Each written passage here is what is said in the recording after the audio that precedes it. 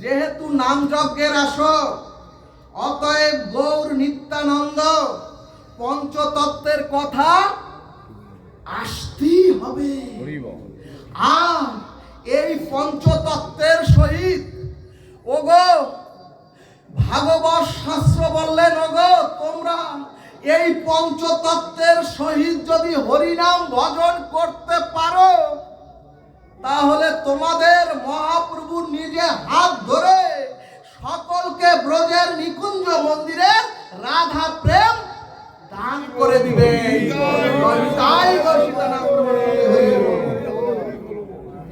অতএব সুধীজন, নিতাইয়ের করুণাকে অবলম্বন করে গৌর চরণকে সকলে আমরা জড়িয়ে ধরে চলুন আমরা প্রত্যেকে শ্রীধাম বৃন্দাবনের পথের অধিকারী হই।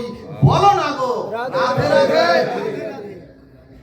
ভক্তগণ, এই পঞ্চতত্ত্ব গৌর চন্দ্রিকায় যা শুনলেন, এই পঞ্চতত্ত্ব পৃথিবীতে আর কোনোদিন কোনো কালে সত্য বলেন, ত্রেতা বলেন, দাপর বলেন, আর কোনো কালে এই চরাচরে আসেননি। তাহলে প্রশ্ন, কারা এসেছিলেন? সত্য, ত্রেতা, দাপর এবং ঊনবিংশতি তত্ত্বের মধ্যে ভাগবত বললেন এই চরাচরে এই গৌর নিত্যানন্দের সারা যত এসেছিলেন, তারা এদের অংশের অংশকলা এসেছিলেন।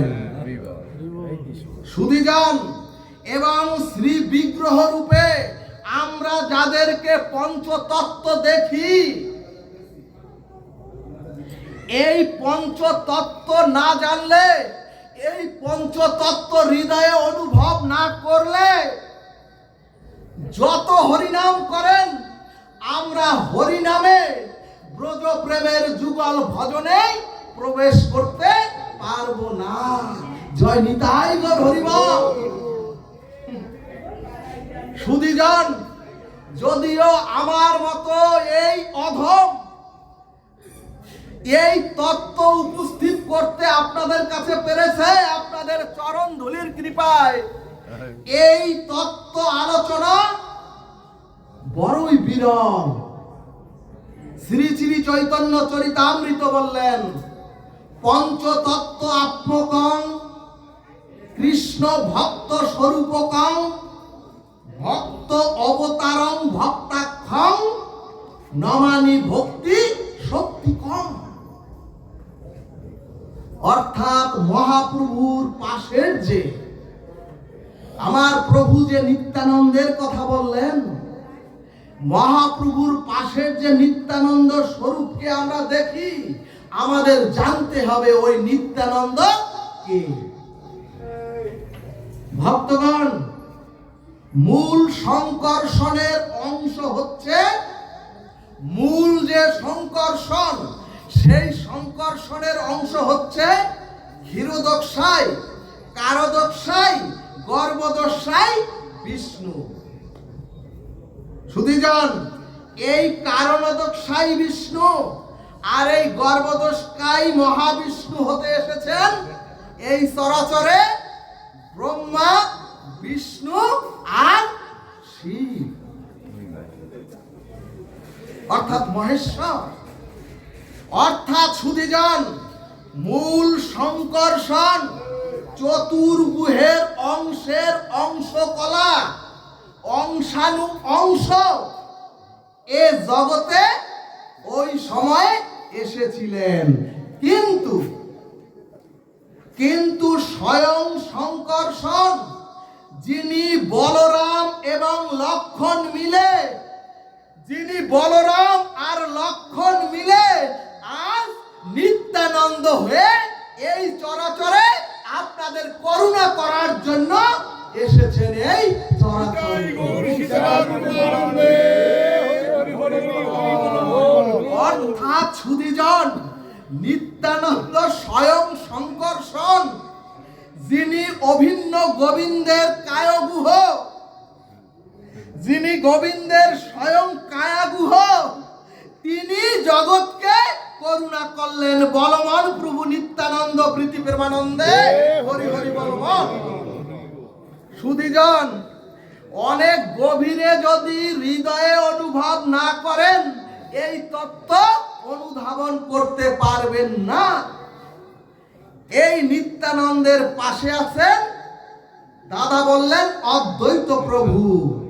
এই অদ্বৈত প্রভুও স্বয়ং এভাবে আর কখনো কোনো কালে এই চরাচরে আসেননি। ভক্তগণ, অনঙ্গ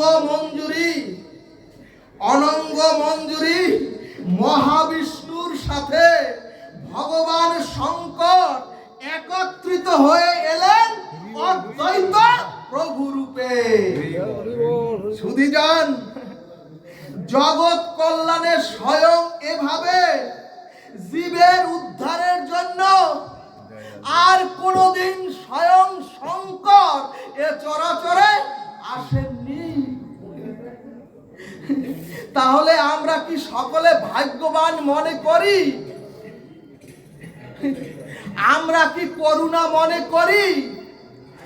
আমাদের জন্য জগতের মহাকল্যাণে ওই শিবজি এই চরাচরে অদ্বৈত প্রভু রূপে এসেছেন।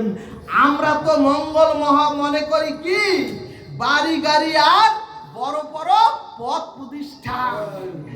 আমরা মনে করি বড় বড় অর্থ সম্পত্তির মালিক হলি সেটাই হলো ভাগ্যবান। কিন্তু আমাদের জন্য জগতের মহাকল্যাণে ভগবান শিব এবং মহাবিষ্ণু একত্রিত হয়ে অদ্বৈত আচার্য হয়ে নেমে এলেন। বলমন প্রভু অদ্বৈত আচার্য প্রীতি প্রেমানন্দে।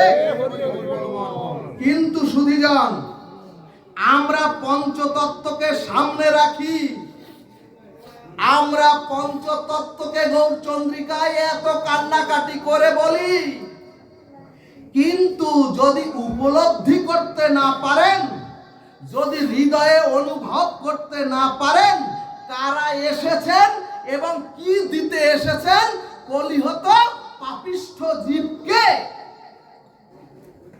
তাহলে হরিনাম করলেও কাজ হবে না। ভক্তগণ, নিত্যানন্দ হলেন ভক্ত স্বরূপ, আর ভক্ত রূপ হলেন স্বয়ং মহাপ্রভু, আর ভক্ত অবতার হলেন অদ্বৈত আচার্য, আর ভক্ত শক্তি স্বরূপে এসেছেন গদাধর গোস্বামী, অর্থাৎ রাধারানীর অংশ শক্তি হলো গদাধর পণ্ডিত। আর স্বয়ং নারদের সাথে প্রহ্লাদ আদি মিশে ভক্ত শক্তি রূপে এলেন শ্রীবাস ঠাকুর। বেদান্ত সার অমল পুরাণ সিদ্ধান্তে বললেন, ওগো পঞ্চতত্ত্বের সহিত হরিনাম ভজন করলে, একমাত্র হরিনাম ভজন করলে মহাপ্রভু হাতে ধরে জগৎ জীবকে ব্রজের নিকুঞ্জ মন্দিরে রাধা প্রেম দান করে সকল কি গোলক বৃন্দাবনবাসী করবেন। জয় নিতাই গৌর হরি বল। এরপরে শাস্ত্র বললেন,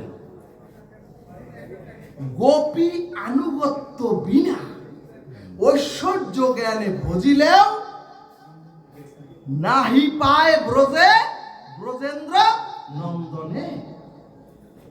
অর্থাৎ সুধীজন, যতদিন আপনি গোপী ভাবের আনুগত্যের আশ্রয় না গ্রহণ করবেন, ততদিনে ব্রজেন্দ্র নন্দনকে প্রাপ্ত হবেন না। বলো না রাধে রাধে।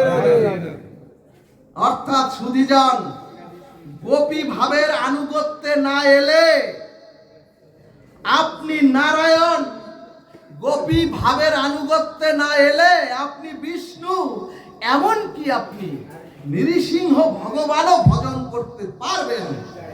কিন্তু আপনি বৃন্দাবনে শ্যাম সুন্দর, বৃন্দাবনের মুরলী মোহন, ব্রজেন্দ্র নন্দন যুগল উপাসনা আপনি করতে পারবেন না।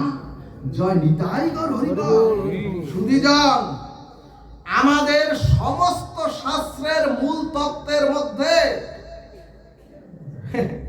ভাব হচ্ছে চারটি, অর্থাৎ দাস্য, দ্বিতীয় হচ্ছে সখ্য, তৃতীয় হচ্ছে বাৎসল্য, আর চতুর্থ হচ্ছে মধু। ভাগবত সিদ্ধান্তে বললেন এই গোপী আলোচনা হচ্ছে সর্বোত্তম মধুর রসের উপাসনার অমৃত কথা। এখন প্রশ্ন, এই সরাসরি গোপী কারা? ভক্তগণ, আজকাল বৃন্দাবনে ঘাগরি পরে, আজকাল বৃন্দাবনে রাধা কুঞ্জে সেজে গুজে ঘোমটা দিয়ে অনেকেই গোপী সাজে, অর্থাৎ গোপীর পোশাক পরেছেন, তারা গোপীর অলংকার পরেছেন, এমনকি তারা কৃষ্ণ এবং রাধার নামও তাদের অঙ্গে লিপিবদ্ধ আছে এবং দেখতেও বেশ অনিন্দ সুন্দর দেখায়। কিন্তু সুধীজন, মহাজন সতর্ক করে বললেন, ওগো গোপী সিঙ্গারের দ্বারা, ওগো ওই গোপী ওই অলংকারের দ্বারা অথবা গোপী বসন ভূষণের দ্বারা হওয়া সম্ভব নয়। শ্রী শ্রী চৈতন্য চরিতামৃত সিদ্ধান্তে বললেন, ওগো গোপী নারীও না, ওগো গোপী পুরুষও না, ওগো গোপী সিঙ্গারেও না, গোপী অলংকারেও না, শাড়ি চুড়িতেও না, আর গোপী কোন পোশাকে নয়, এই ধুতি পাঞ্জাবির পোশাকেও নয়, এই তিলক মালাতেও কোন গোপী নয়। গোপী হচ্ছে একটি বিশেষ ভাব। বলো না রাধে রাধে। গোপী হচ্ছে একটি বিশেষ ভাব। এখন প্রশ্ন আসবে, ভাবটা কেমন? কিন্তু সুধীজন, এই নিগুড় কথা ভজনানন্দী মহাপুরুষগণ আপনারাই অনুধাবন করতে পারবেন। এই কারণে ঈশ্বরের অভিন্ন বিষ্ণু তত্ত্ব, এই কারণেই ভগবানের অভিন্ন বিষ্ণু তত্ত্ব ভগবান শিব। সুধীজন, ভগবানের অভিন্ন বিষ্ণু তত্ত্ব ভগবান শিব গোপী সেজে রাসে গেলেও রাসে মহাদেবের স্থান হয়নি। কারণ হে মহাদেব, তুমি গোপী সেজেছ, কিন্তু তুমি গোপী ভাবটা তোমার হৃদয়ে এখনো গ্রহণ করনি। এই কারণে গোপী ভাবটা পাওয়ার জন্য, এই কারণে গোপী ভাবটা পাওয়ার জন্য গোপেশ্বর মহাদেব হয়ে আজও বসে আছেন ওই শ্রীধাম বৃন্দাবনে। জয় নিতাই গৌর হরিবল।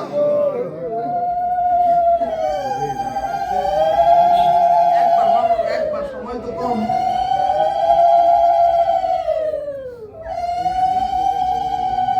এ তত্ত্ব না জানলে হরিনাম শুনে কি করবেন?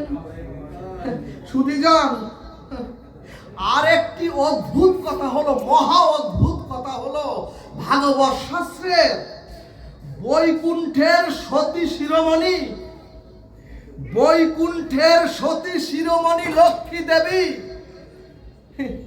সেই লক্ষ্মী দেবী বৃন্দাবনে এসে বললেন, হে ত্রিভঙ্গ মুরারি, হে ব্রজেন্দ্র নন্দন, আমি লক্ষ্মী দেবী বলছেন, আমি আপনার রাসলীলায় রাস রস আস্বাদন করতে চাই।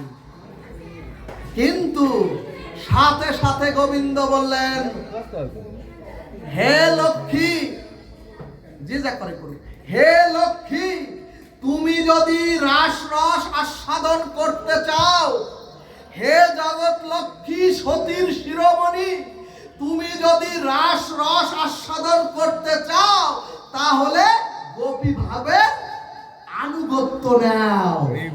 সুধীজন, যেখানে মহাদেব আর লক্ষ্মী দেবীও টিকছে না, যেখানে স্বয়ং হর হর মহাদেব, জয় শিব শম্ভু, যেখানে সতীর শিরোমণি লক্ষ্মী দেবীও টিকছে না, সেখানে আমরা ব্রজের রস পাবো কিভাবে? এখানে শ্রী সর্ববেদান্ত সার অমল পুরাণ ভাগবত বললেন, ওগো, ওই আকাশের চাঁদ যদি নিজে নেমে যদি তোমার হাতে এসে ধরা দেয়, তাহলে তোমরা নেবে না কেন? অর্থাৎ গোপী ভাবটা কি? অর্থাৎ সুধীজন, যারা আপনারা কৃপা করে শুনছেন, সেই গোপী ভাবটা কি? শ্রীকৃষ্ণ চৈতন্য মহাপ্রভু আর এই যে নিত্যানন্দ প্রভু সকলে পঞ্চতত্ত্ব মিলে দিয়ে গেলেন। এই যে হরিনাম দিচ্ছেন আপনারা, এই হরিনামের মধ্যে জয় নিতাই গৌর হরিবল।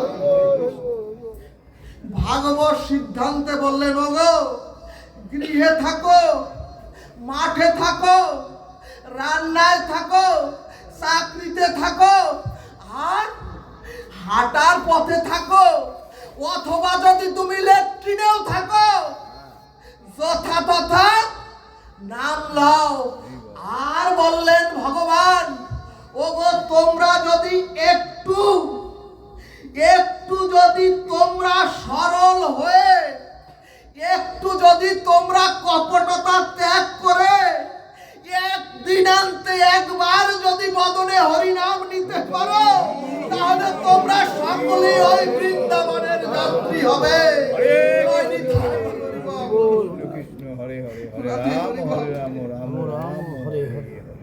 সুধীজন, অর্থাৎ যে রস গুপ্ত সিন্ধু ব্রহ্মা না পায় এক বিন্দু, সেই রস বিলাইল এ মহাসংসারে।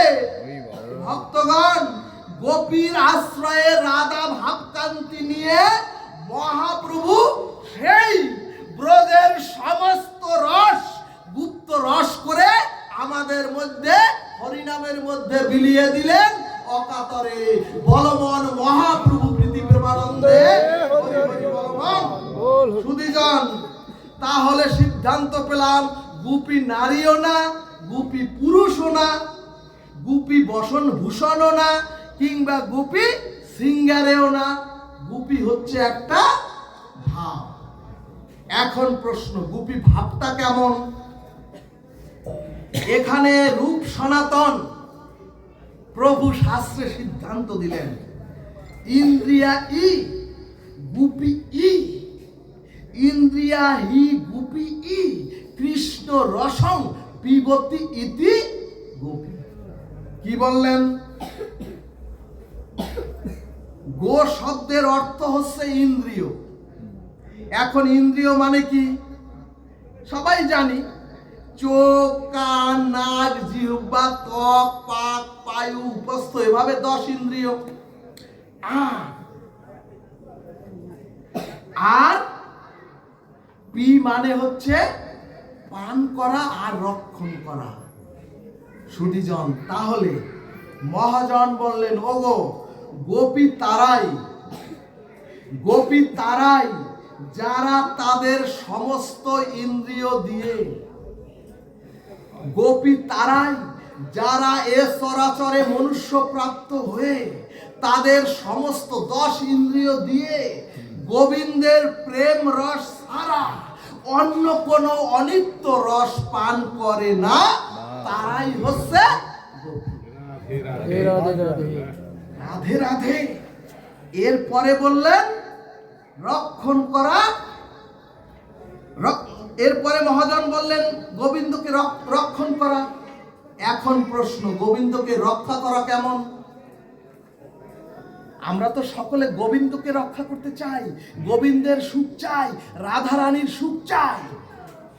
ন ধনম ন জনম, আমরা তো আমাদের ধন জন চাই না। এখন প্রশ্ন, গোবিন্দকে তাহলে রক্ষা করা কেমন?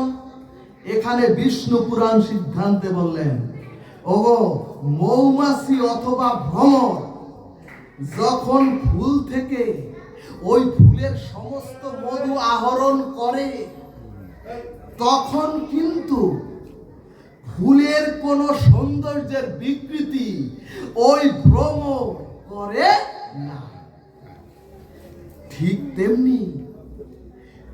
তেমনি গোপীরা নিরন্তর গোবিন্দের ভাবটাকে কখনোই বিনষ্ট করে না। অর্থাৎ সুধীজন, অর্থাৎ মাগো, গোবিন্দের সুখ সেবা ব্যতীত ওই গোপীদের নিজেদের কোনো চাওয়া পাওয়া কখনো স্বপ্নেও তারা ভাবে। তাহলে সুধীজন, যারা তাদের সমস্ত ইন্দ্রিয় দিয়ে গোবিন্দের প্রেম রস ছাড়া অন্য কোনো অনিত্য রস পান করে না, এবং যারা গোবিন্দের ভাবকেও বিনষ্ট করে না, তারাই হচ্ছে গোপী। কিন্তু ভক্তগণ, আমরা চোখ কান নাক জিহ্বা দিয়ে তো ভগবানের নাম সুধা, ভগবানের রূপ সুধা কিংবা ভগবানের রূপ মাধুর্য পান তো করি না। যদি চোখ থাকে হরিনামে, নজর থাকে কোন নারী কিভাবে অঙ্গভঙ্গি করলো, অর্থাৎ সুধীজন, পরনারী দেখলে এখনো তো মাতৃজ্ঞানী আমাদের হলো না। ও বাবা, এখনো কানে পরনিন্দা যত ভালো লাগে, এখনো কামনা বাসনা আর রমণী কথা যত ভালো লাগে, এখনো আমাদের সিনেমা নাটক দেখুন, আপনাদের মহল্লায় সনাতনী সমাজে এখনো সিনেমা নাটক সাধু নিন্দা যতটা ভালো লাগে, কিন্তু গোবিন্দের কথা তো এখনো আমাদের ততটা ভালো লাগে না। তাহলে তো গৃহ মন্দির ছেড়ে, কামনা বাসনা ছেড়ে এতক্ষণ এই চরণে এসে পড়তাম। কিন্তু এরপরে ভক্তি রসামৃত সিন্ধু বললেন, একটু বলেই আপনাদের স্বস্তি দেব। সুধীজন, একটি সাধারণ মাছি মধুতেও বসে, বিষটায়ও বসে, আবার ক্ষত পুজ স্থানেও বসে। কিন্তু সুধীজন, মৌমাছি ঘা পুজ অথবা মলমূত্রে, ভালোভাবে শোনেন, সাধারণ মাছি ওই পচা ঘা পুজ পায়খানা প্রস্রাব সবার মধ্যে বসে, কিন্তু ওই যে মৌমাছি ভ্রমর কখনোই ঘা পুজ মলমূত্রে বসে না। মৌমাছি একমাত্র ভ্রমর, একমাত্র ওই ফুলের মধুতেই বসে। ঠিক সেই রূপ যারা সর্ব ইন্দ্রিয় দিয়ে কৃষ্ণ রস ছাড়া অন্য কোন রস স্বপ্নেও পান করে না, তারাই গোপী।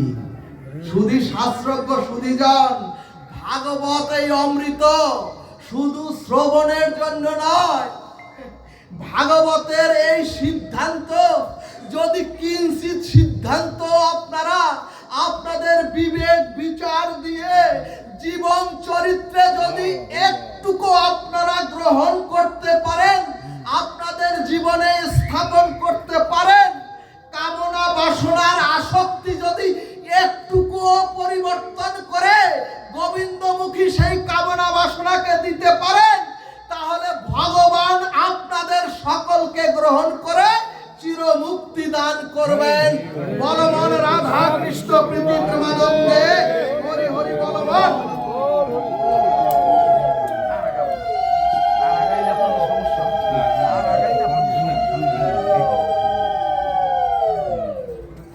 জয় জয়।